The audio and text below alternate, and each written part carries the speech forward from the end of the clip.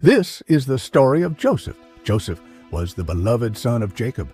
His father gave him a beautiful multicolored coat, a symbol of love. But this favor stirred jealousy in the hearts of his brothers. Joseph had dreams where the sun, moon, and stars bowed before him.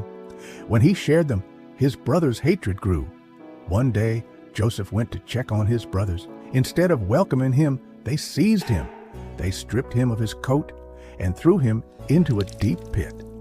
Though they spared his life, they sold him as a slave to traders traveling to Egypt. Joseph cried out, but no one listened. Back home, his father wept, believing Joseph was dead. In Egypt, Joseph was sold to Potiphar, an officer of Pharaoh. Even as a slave, God was with him. Everything Joseph touched prospered. Potiphar placed him in charge of his entire house, but temptation soon followed. Potiphar's wife tried to seduce Joseph. Joseph refused, choosing righteousness over pleasure. Angered, she falsely accused him. Though innocent, Joseph was thrown into prison. Once again, Joseph lost everything. Even in prison, God did not abandon him. Joseph gained favor with the warden and was put in charge of the other prisoners. There, Joseph interpreted the dreams of Pharaoh's cupbearer and baker. His words came true. But Joseph was forgotten. 2 years later, Pharaoh himself had troubling dreams. No one could explain them. At last, Joseph was remembered. Standing before Pharaoh, Joseph declared, "The interpretation belongs to God." He revealed the meaning: 7 years of abundance, followed by 7 years of famine. Pharaoh was amazed. In a single moment, Joseph's life changed. Pharaoh made him ruler over all Egypt, second only to the king himself.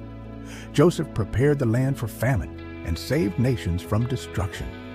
During the famine, Joseph's brothers came to Egypt for food. They bowed before him, not knowing who he was.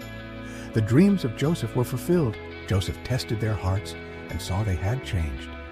Joseph revealed his identity and wept aloud.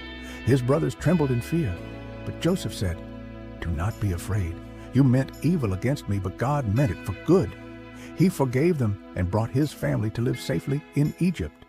Joseph lived to see generations of his family. Before his death, he declared his faith that God would one day bring Israel back to the promised land. And Joseph died in peace, knowing his suffering had meaning. Joseph's story teaches us this: God's plans are never stopped by betrayal. Pain may delay the promise, but it will never destroy it.